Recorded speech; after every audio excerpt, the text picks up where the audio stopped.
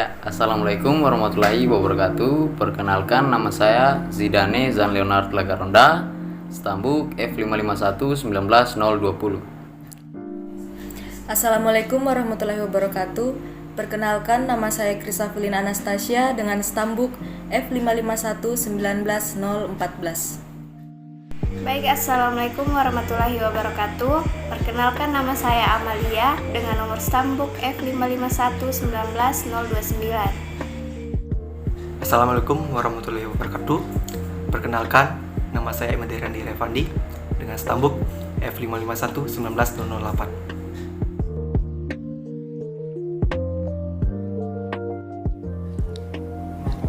19008. Baiklah, sekarang saya akan menjelaskan mengenai prinsip solid yang kami gunakan pada kode program yang kami buat. Pertama-tama saya akan menjelaskan mengenai apa itu prinsip solid. Prinsip solid adalah sebuah standar fondasi utama dalam mengembangkan kode program agar lebih mudah dimengerti, dikelola, dan dikembangkan oleh orang-orang. Nah, untuk solid sendiri merupakan sebuah singkatan. Yang pertama, S merupakan Single Responsibility Principle. Yang kedua, O yaitu Open Close Principle. Yang ketiga adalah L yaitu Liskov Substitution Principle.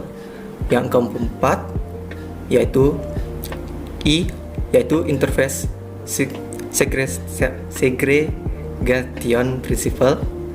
Dan yang kelima, D yaitu Dependency Inversion Principle. Nah, untuk pada kode program yang kita buat di sini kami menerapkan hanya satu dari kelima prinsip solid ini, yaitu Single Responsibility Principle. Nah, kenapa kami bilang seperti itu? Karena pada setiap kelas dalam kode program kami itu hanya mengerjakan satu kerjaan atau satu metode saja. Nah, misalnya pada kelas database ini, di sini dia akan mengerjakan bagaimana database ini dapat terkoneksi dengan aplikasi yang kami buat.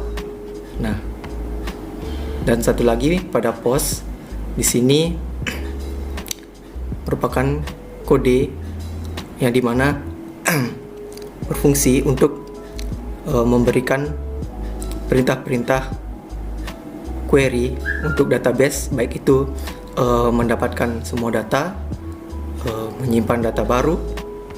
Di sini juga ada mendapatkan data berdasarkan ID tamu, mengupdate data, dan di sini juga yang terakhir mendelete data tamu berdasarkan ID tamu. Nah, mungkin sekian saja penjelasan dari saya. Terima kasih. Ya, di sini saya akan menjelaskan hal-hal penting yang ada pada kode program kami. Di sini ada beberapa kode program yang akan saya jelaskan. Yang pertama yaitu config.php, insert-data.php, dan update-data.php. Untuk config.php di sini berguna untuk menghubungkan program kami dengan database. Untuk nama database-nya itu seperti ini. Ya. Untuk insert data di sini pada line nomor 3 kita menghubungkan config.php dengan insert data agar fungsi dari insert data ini bisa digunakan. Untuk kode programnya itu seperti ini.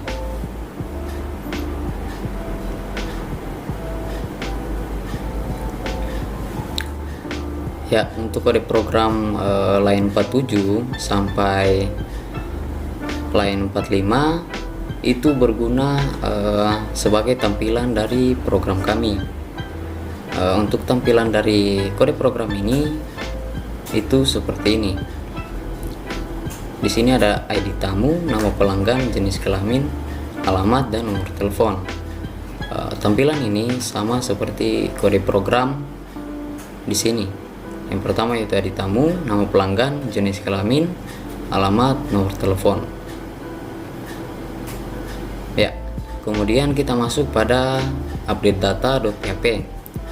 Untuk update data.php ini hampir sama dengan insert data.php, di mana config.php ini dihubungkan dengan update data.php agar fungsi dari update data.php ini bisa digunakan.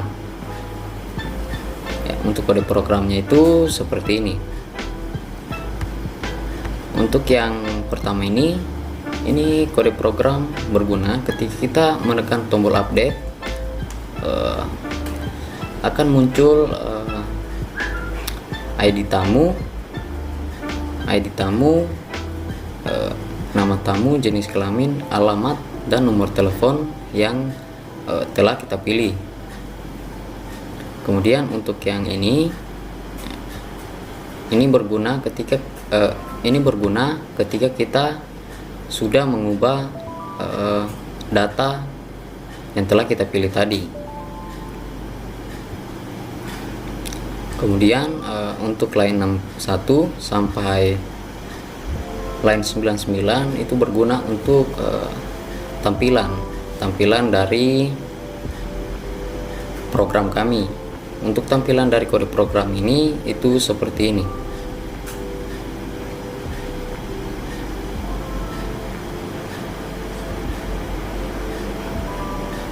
Ya, mungkin itu saja kode program yang bisa saya jelaskan.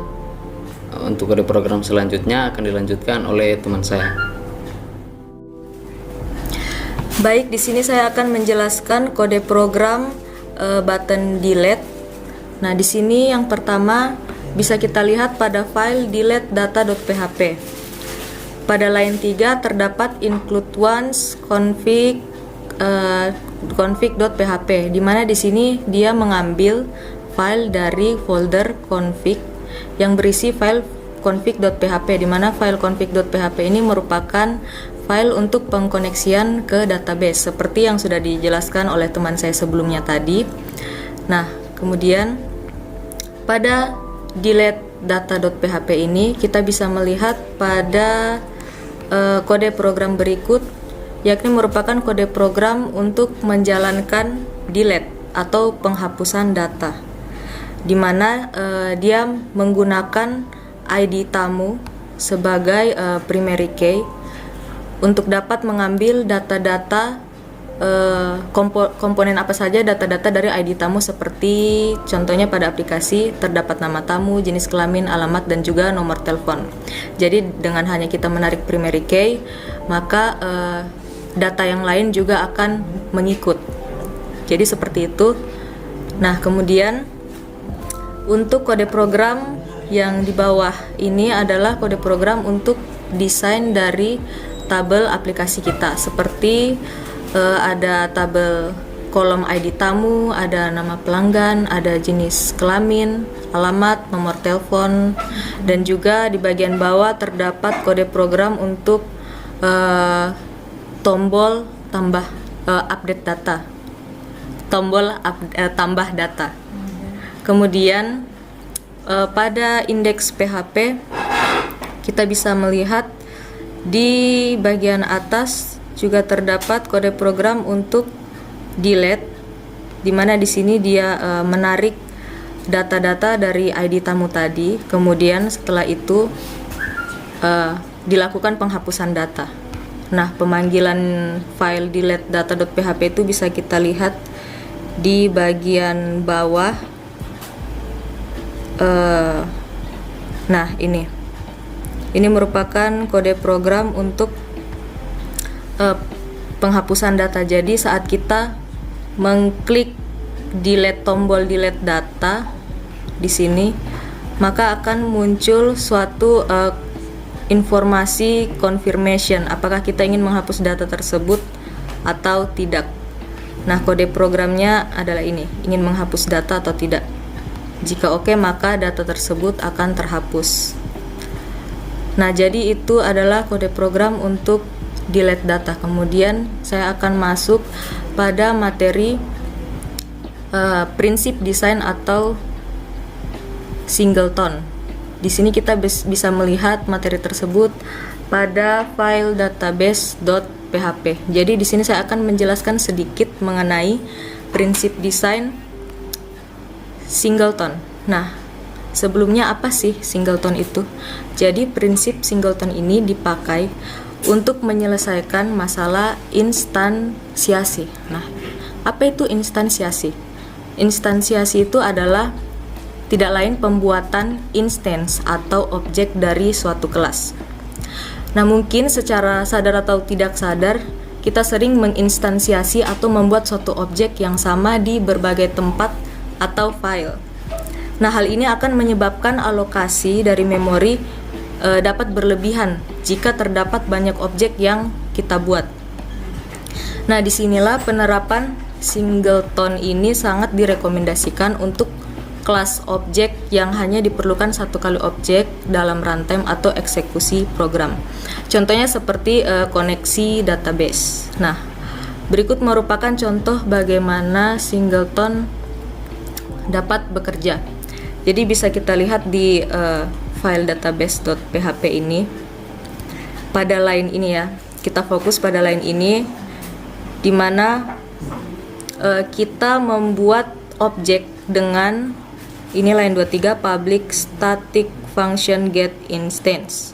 Kemudian terdapat if null self instance, kemudian ada self instance new database, kemudian return self instance. Nah, di sini untuk self itu sendiri, self ini sama kegunaannya dengan this, tapi ini khusus untuk static property. Kemudian di sini kita pada if is null self instance, di sini kita akan mengecek apakah instance ini sebelumnya sudah pernah dibuat atau belum.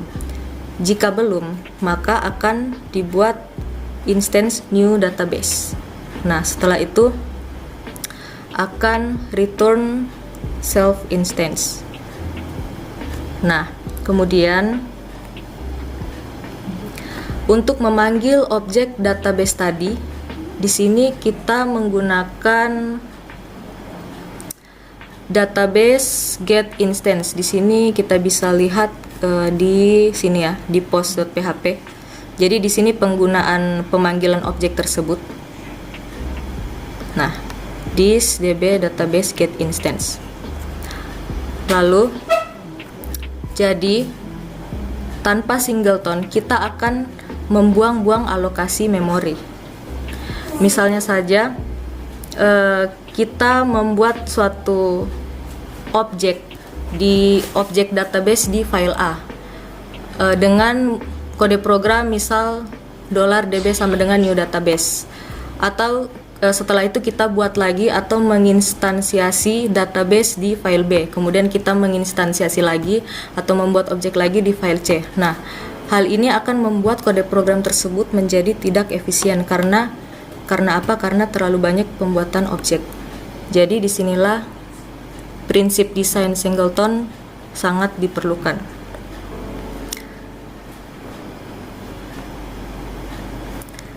Nah, begitulah kira-kira penggunaan dari pattern singleton.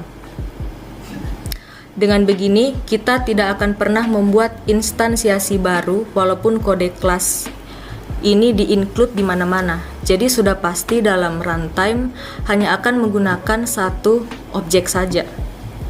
Pengecekan pada metode get instance juga akan menghindari double object. Jadi kurang lebih seperti itu penjelasan mengenai prinsip desain singleton. Kurang lebihnya mohon dimaafkan. Sekian dan terima kasih. Baik, di sini saya akan mendemonstrasikan cara kerja dari aplikasi pendataan tamu. Pertama, di sini saya akan menambahkan data. Pertama yaitu ID tamu. Di sini saya masukkan 4. Kemudian nama, kemudian alamat Tanjung Tururuka, kemudian nomor telepon di sini saya masukkan, kemudian klik tambah data. Nah, jika berhasil di sini akan tertulis data mahasiswa berhasil ditambah. Selanjutnya kita akan mengupdate data atau mengubah data. Di sini saya akan mengubah data ini. Nah, saya akan ubah di bagian alamat, kemudian klik ubah data. Nah, jika terdapat seperti ini, data tamu berhasil diubah, maka data berhasil diubah seperti yang kalian lihat. Selanjutnya saya akan mencoba untuk menghapus data yang saya tampakkan tadi dengan cara klik delete, kemudian oke. Nah, data berhasil terhapus. Ya, jadi mungkin itu saja demonstrasi cara kerja dari aplikasi pendataan tamu.